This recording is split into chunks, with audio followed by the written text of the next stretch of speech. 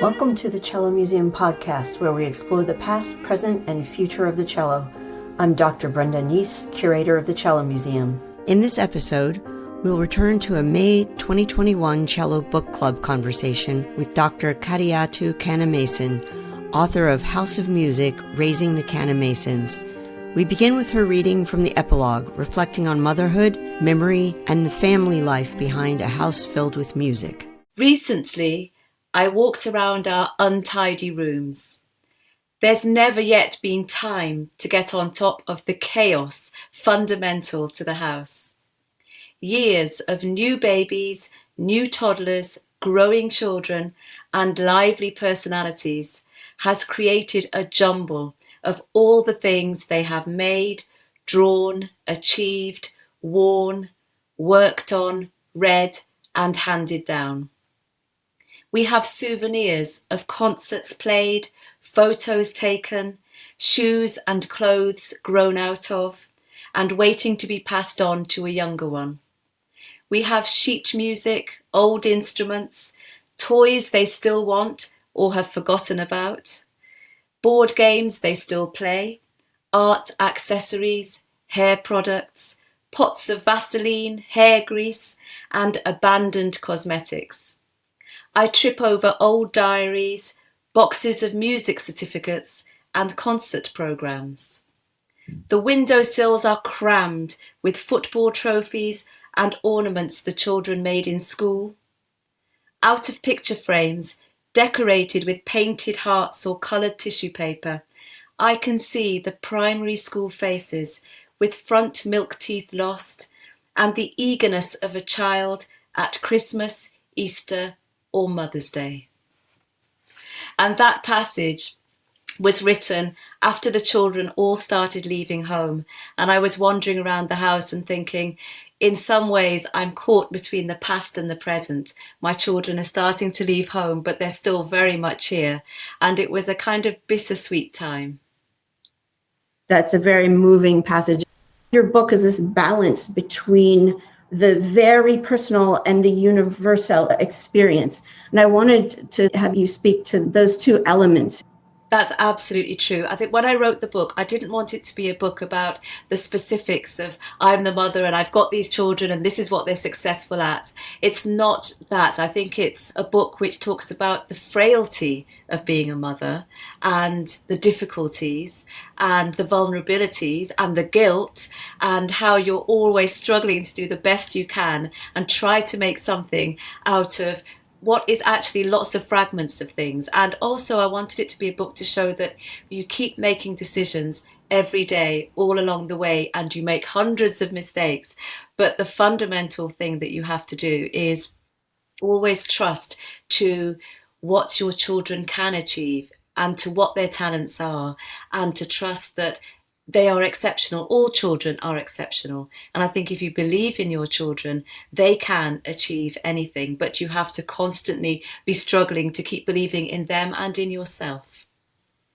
You were a guide and you set boundaries. I think that must also be the struggle of how much freedom you give and how much you guide. Yes, and I think what I found as a parent is I thought before I had children that what you do, you have a framework and a structure, you have a plan, you have a certain ethos, you bring your children up that way and they come out the other end in a way you predict. But of course, what I found as a parent is you cannot predict anything. And you think you're in charge, and in the end you really are not, because there's one point in the book where I say that you have an idea and then you are faced with your child and they have their own ideas. And I think that's another battle between what your child wants, who your child is, and what you think is the right path. And I think it's always a dichotomy of the two. So parenting is a very humbling experience as well. We have a question here from Debbie Davis. She said it's very hard for parents to get it right with regard to their children's musical education, particularly for parents who are not musicians themselves. Clearly, you and your husband are brilliantly successful in doing well by your children, but looking back, is there anything you think you got wrong? Oh my goodness, there are probably 100 things that we got wrong. And I think the problem with parenting is you learn along the way. But maybe that's the only way to do it, because I think if you think that you know everything and try and do it that way, it wouldn't work anyway. And every child is different. We are not musicians, Stuart and I. And I think we would have benefited from knowing more about the music profession, more about music, but maybe that would have made us more dominating and not give our children the freedom to find out for themselves. So I don't regret anything. I think, of course, we made lots of mistakes, but I think that's the only way. I think without mistakes, you can't grow. And I think that's one thing that in your book, I think your daughter even said about failures, being able to grow from failure or mistake. So I thought that was a very enlightened view that she had. Yes, and I think you learn a lot from your children's journeys, because it was only when I heard my daughter was invited to do a speech about success, and she went on the stage and she said, I've been invited to do this speech, but actually I'm going to talk about failure, because without failure there is no success. And she did a whole speech about failure, which was incredibly interesting and which I hadn't actually articulated before that point. But her own journey, I think, showed her that and helped all of us, actually. What I found magical about both their book and the Facebook Lives was this glimpse into, really, it's the perfect title, Your House of Music, and how in your book, you talked about how best to raise your children, whether they should go away to school or stay home. But the environment that you created was so nurturing, is so nurturing and welcoming, that provided them with this background where they could thrive. What advice would you have for parents struggling to get it right with a talented child or children? You have 7. Well, I think the mistake I probably made with Isata was I thought that because we weren't musicians, because we weren't rich, because we didn't really know what we were doing, that this probably wasn't the right environment for her. And I remember people saying to me, well, you must send her away to a specialist music school, because otherwise you're robbing her of advantages that she could have. And we thought, well, maybe that's what we should do. And she did go away boarding for 2 years at a specialist music school, which completely broke my heart. We all missed her terribly. And after 2 years, we thought, no, this is not right. And I think what parents need to do is trust that what they have to offer is enough. I think if you have a loving environment and you want the best for your child, that is enough, and you will work it out. And one of the things that I see many parents struggle with is that children today are faced with so many options, and some oversubscribe their children, or some children want to be oversubscribed to things, and they want to do this and that and the other thing, and 3 sports and 2 instruments and dance and whatever. What advice would you have for parents as far as achieving balance? We had to learn that the hard way. There's a point in the book where I say that the problem is, if you have talented children, they are often talented in more than one way. So there are lots of choices to be made. So we, I suppose, panicked, and we gave them tennis lessons, we gave them karate, we gave them music, we gave them sport, and we ended up going in 20 different directions at once. We were exhausted. And there was one night we were traveling back from a music festival where we'd been all weekend and they were playing in different classes. We drove back, we were so exhausted. I was swapping the driving with my husband, and when my husband was driving, he fell asleep at the wheel. We crashed the car, all 7 children in the back. And it was at that point we thought, do you know what? We can't do everything. We have to have some kind of balance. We have to make choices. And actually, the children will thrive if we don't give them every single opportunity that we can. And my mother spoke to me and she said, you know, there is a phrase called healthy neglect. She said, sometimes giving them a bit of freedom, a bit of time to think, a bit of time to interact with each other and relax is actually very healthy. And so we did that, and it worked beautifully. The freedom to be children and the freedom to explore the world on their own. Absolutely. And I think that's what creative imagination is, which is what music is. It's that time and ability to explore and interact and listen. And they started playing music together, listening to each other, experimenting. And that's an amazing way to grow your musical imagination.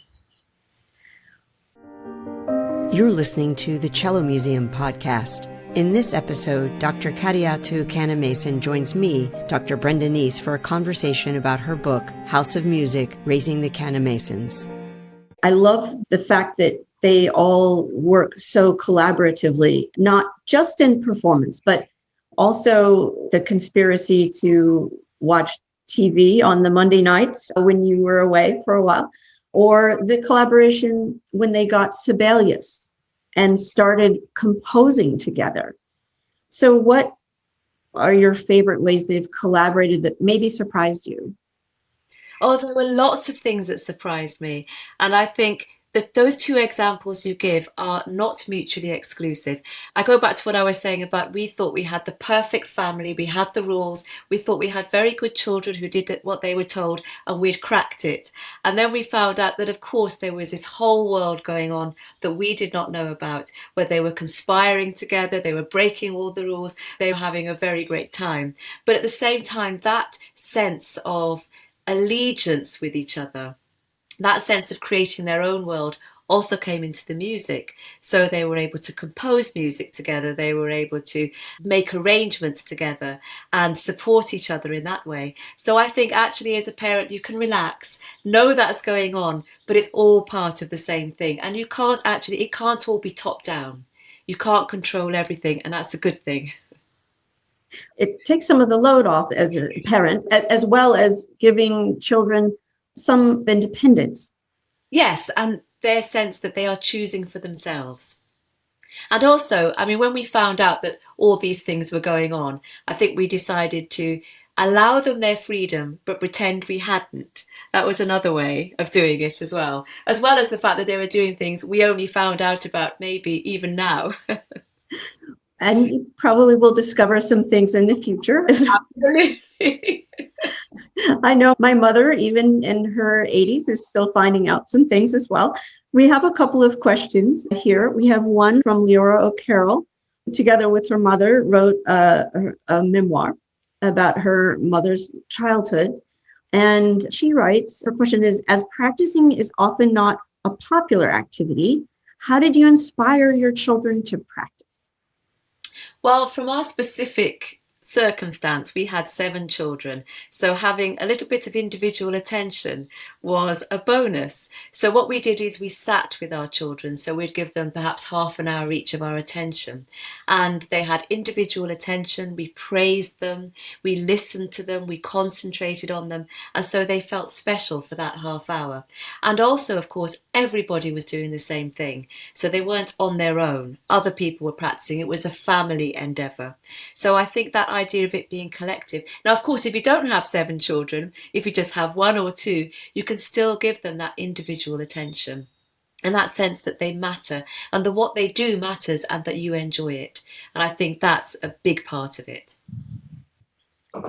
So I have another question here from Debbie Davis. She says you wrote about how tense you felt before and during performances by your children. My mom couldn't tolerate the tension and stayed home, about which I was sympathetic. Nevertheless, you suffered quite a bit from stress. How do you think about that now? I think I found it very difficult to know everything that was going into each performance. So I'd be there when they were practicing. I knew just physically what it took to get on that stage, getting their clothes ready, making sure they had their bows, their rosin, their sheet music, making sure they were ready, all that tension before they go on stage. And so that one performance, which to everyone else in the audience is just maybe a half-hour performance, to me was a lifetime. So I found it very difficult to relax. And it's only, I think, writing the book and looking back at what had happened was a way for me to actually enjoy it. And I think it is sad that when I was watching them, I'm not thinking about, oh, how beautiful is this music? I'm thinking, oh dear, are they going to make a mistake? I'm hearing every tiny thing that's verging from perfect. I think maybe that's quite sad because you don't live in the present then. But I'm enjoying everything now. One of the things that struck me in another interview that you did was that all along you're helping them and living through all of their work. And then when it came to write the book, they encouraged you. Did you feel that coming back to you? Oh, absolutely. And it was a very moving moment because I started to write it, then thought, oh, this is too difficult. I haven't got time. I can't do it. I'm not good enough. And they were really strict with me. And everything that I told them, they started to tell me. And it really mattered to them that I did this and I achieved this and I showed what I could do. And it was incredible because I thought, oh, I thought it was me teaching them. But actually, it just comes back the other way around. So they think of it very much as all our book. It's a family book because I think we all did it together. One thing that I absolutely loved about how you started this book, and it's actually how Leora and her mother started their memoir, was looking back and tracing your history and actually looking at your mom's history and even your grandparents. So this sense of having to see where you've come from to tell where you're going. It was heartbreaking to read about when you moved to Wales from Sierra Leone and then you had lost your sense of home. But it struck me that by the end of the book, you had found your home not as much in a sense of place, but in a sense of family.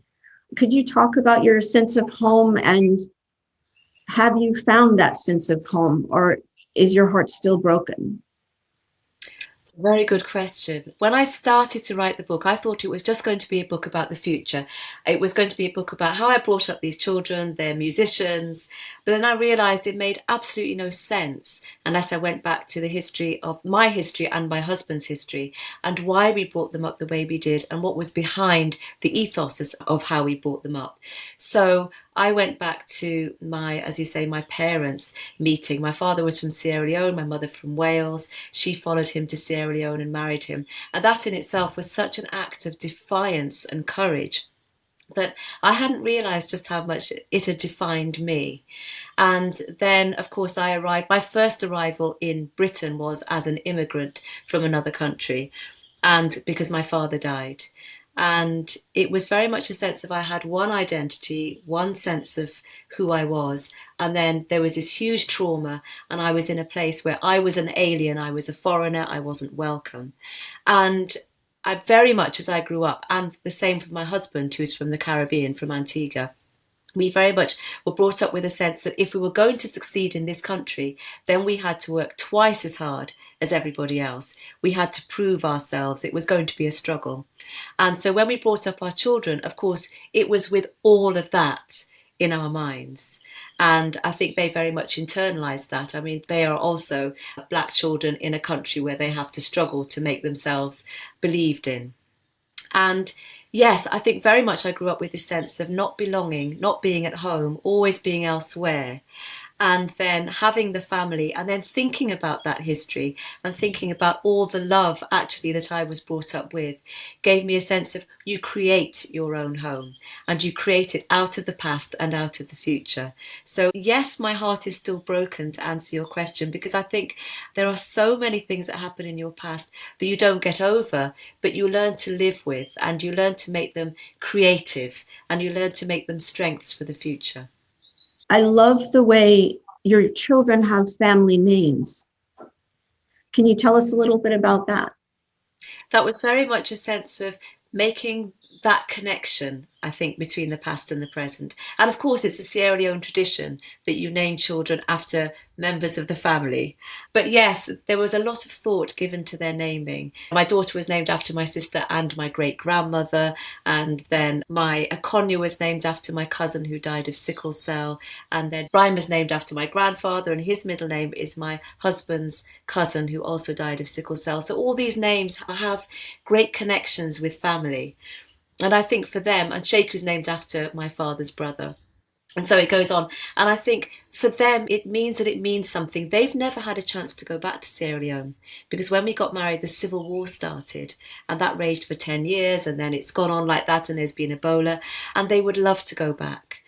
And they've been back to Antigua and of course they go to Wales. The naming, I think, is very much a sense of, no, that is one of their homes. That is part of their past. And I hope that they will connect that one day. I love that sense of connection. And also what strikes me about their names is that they're so musical. We have another question. Are you planning for another book? Yes, that's a very good question as well. When I finished this book, I thought I was ready to start writing another book actually. And then lockdown happened. And it's very interesting because the epilogue of this book is all about all the children leaving and how sad I am about it. And then suddenly they were all home again and we were together for 5.5 months, plus one of their roommates who was a Brazilian guitarist who couldn't get back to Brazil. So we had a house of 10 for 5.5 months, lots of music, everyone was home. And in a way, it was like the past had come back again. And of course, with that, I had suddenly no time to write. Now things are slowly getting back to normal. I think that time will come again. You write beautifully, and it was just such a joy to read this book. I do look forward to reading more. I know that you had your struggles, and it is heartbreaking. And race is an issue that is tearing apart the world. Black Lives Matter movement is very important. I have a reading quartet. One of our members, she's African American, said she brought her son, who's studying the cello, to a concert to meet a famous cellist. They got to meet him afterwards, but he wasn't too interested. It was just some old white guy who played the cello. And I thought, who are his heroes? Who can he look up to? Now he can look up to Sheku. Hopefully the Cello Museum can play a role in trying to right the wrongs. What advice do you have? How can we all change things for the better? That story really moved me about your colleague bringing her son and trying to look for heroes, I suppose, because when I brought my children up to play classical music, so many people around me said, why are you doing that? You are pushing them into a world that they don't belong in. This is not their heritage. This is not where they should be. They will not succeed. And I think we had to be very belligerent about it and say, there's no world that they can't enter. And the fact is that the classical music world is not very diverse, definitely not here in the UK, and probably in general globally. It's not a diverse world. And we found it very difficult to find them role models and people that they could look up to and say, look, they've done it, so you can as well. So what we did was find the role models in other walks of life, in sport, in different kinds of music, in politics. And we said, well, look, they achieved these things against all the odds. And so can you. It doesn't matter what field you're in. But what they found by doing that is in lots of ways, they've become their own role models. They've become role models themselves. And I think they take that very seriously because it's so important. I mean, Sheku always says, I've walked through the door, then I have to hold it open for other people to come behind. And I think that's very important. So I think advice for parents, I'd say, find role models everywhere. It doesn't have to be in the field that your child is going into, and make them very proud of what they're doing and never allow them a sense that they can't do anything. We have this series on the Cello Museum called That's What She Said, and it's unaccompanied works for cello by women composers, because women composers often get overlooked. And so for Black History Month, my fellow curator, Erica Lessie, found 3 amazing composers. One was a British composer. And in watching an interview with her, I was so taken aback, not by her, but by the question she was posed. She talked about when she meets people and they ask, what do you do? And she said, I'm a composer. And then they say, oh, do you write jazz? Because she's Black. And I thought, oh my goodness, how can I, as a non-African American, help my students or help people at the Cello Museum? I think there are a variety of ways. I remember a lot of emphasis on finding Black composers from the past. Of course, there are many that have been hidden, they've been forgotten about. That's very important work, so that students can connect and say, well, we're not the first, actually. There is a whole history of Black composers and Black musicians. But also that they have the permission to play any music, that it doesn't have to come directly from their own heritage, if you see what I mean. Heritage is a very big word. And so I think it's encouraged them. Yes, they can play Beethoven, Mozart, anything, and also to look for these other composers, because I think both of those things are very important, actually. A local professor here at NC Central has put together a graded list of cello pieces by Black composers. And I think that's an absolutely phenomenal resource that we have.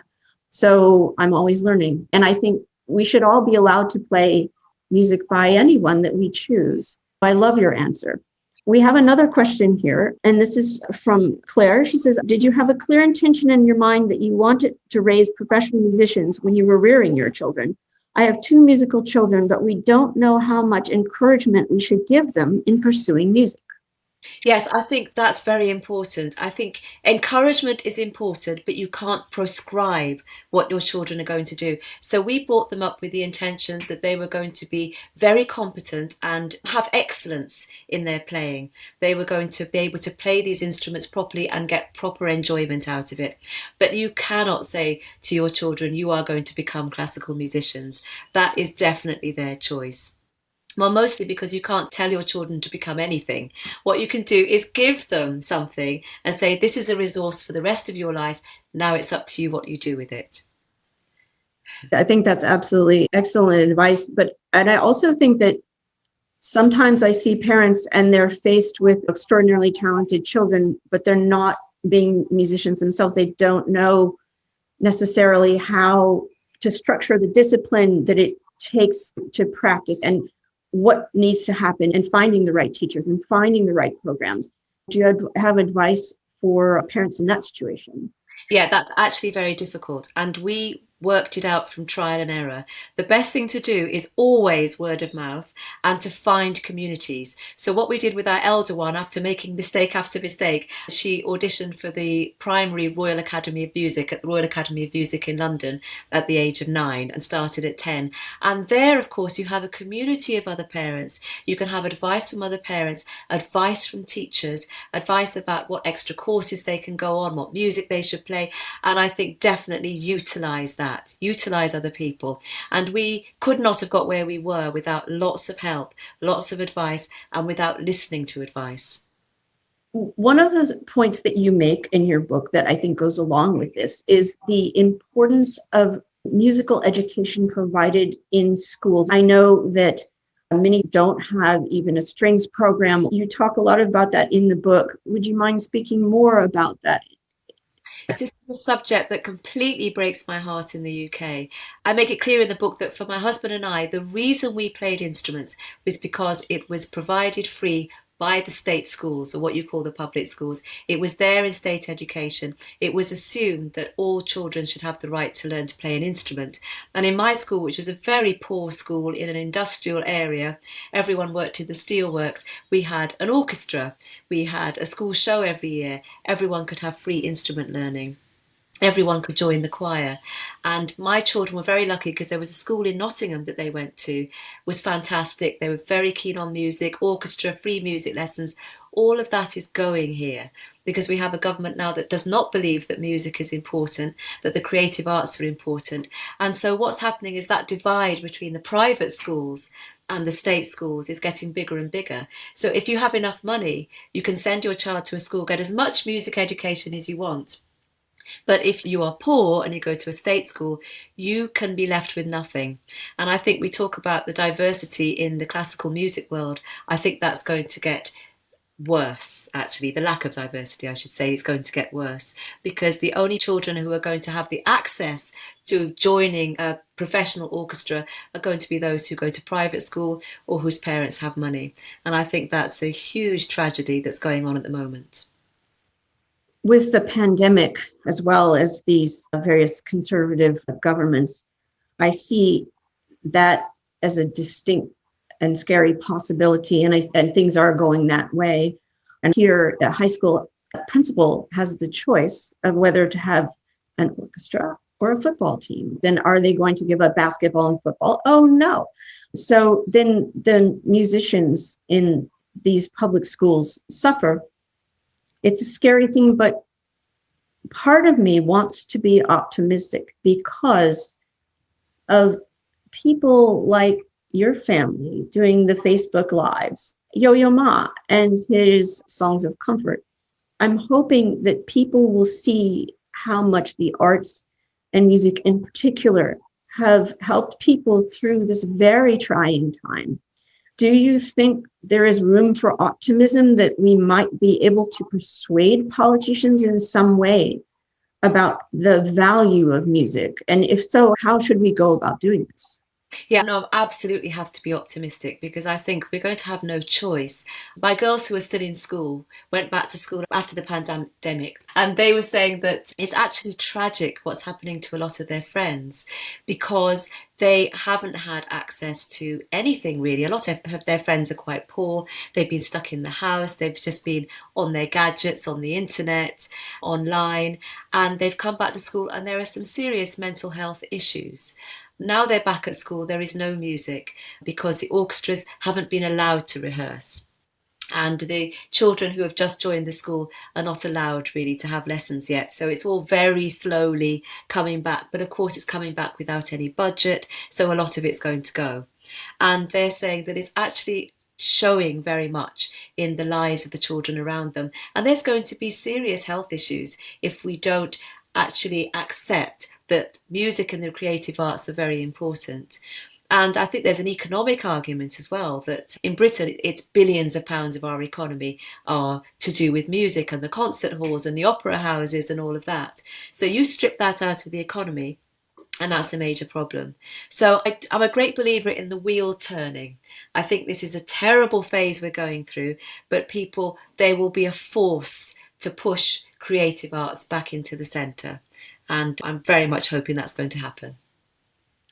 We've got another question. With your children out of the home, could you become interested in politics?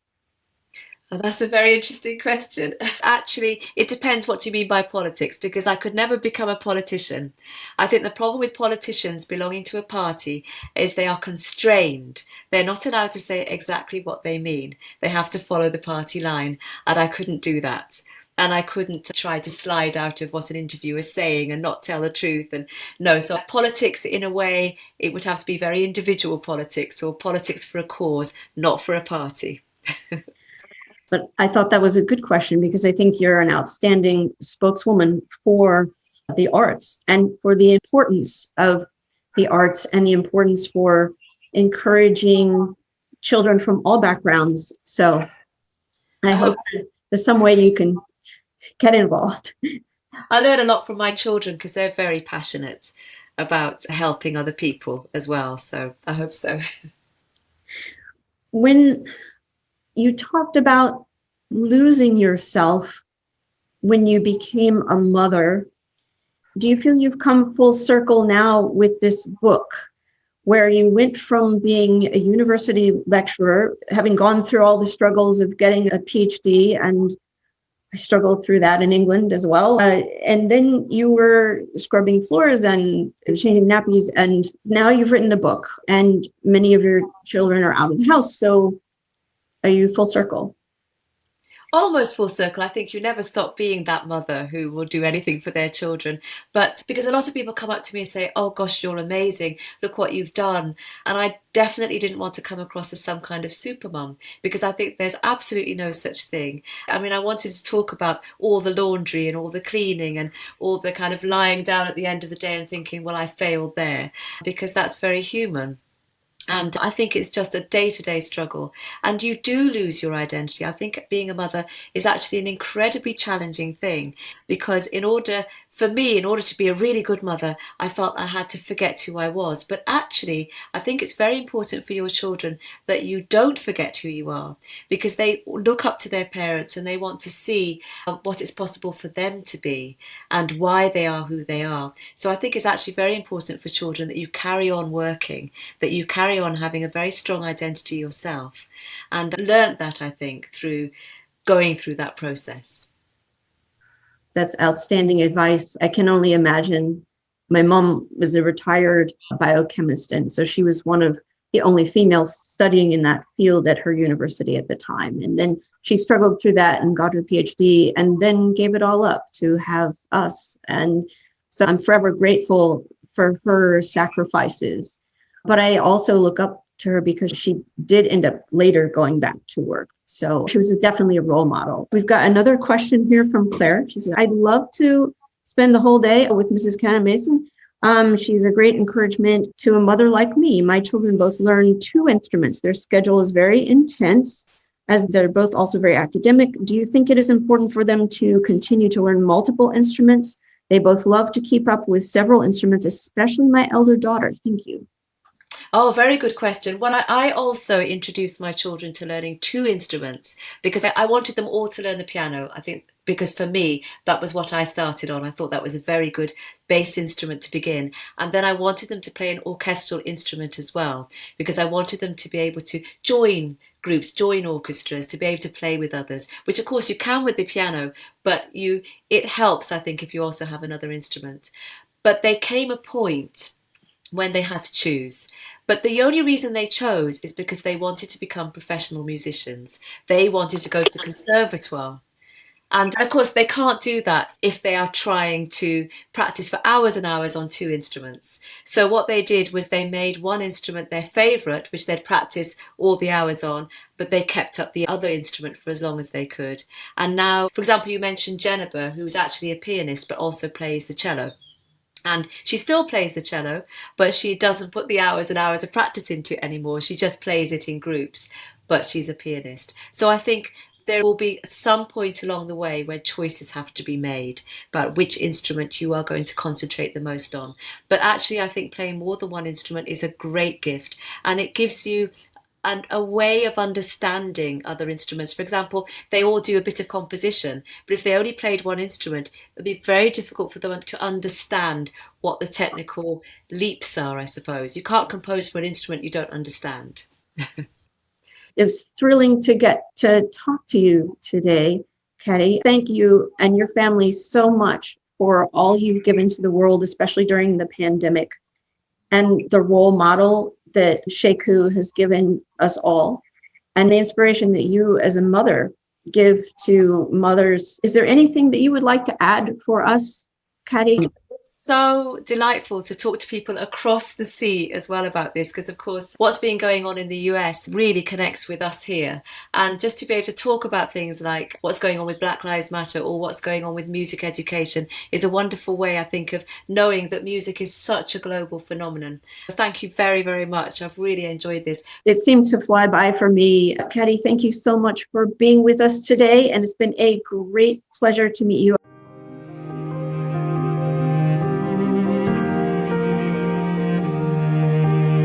Thank you for listening to the Cello Museum podcast. Visit the show notes at cellomuseum.org for links to House of Music, more about Dr. Kadiatu Kanneh-Mason, and other resources from this episode. If you'd like to explore unaccompanied cello repertoire with us this summer, join Jennifer Kletzel, Erica Lessie, and me in Bethany Beach, Delaware for the Bethany Beach Cello Fest, August 9th through 16th. Details and registration can be found at cellomuseum.org. If you enjoyed this episode, please subscribe and share it with a friend. Thanks again for listening.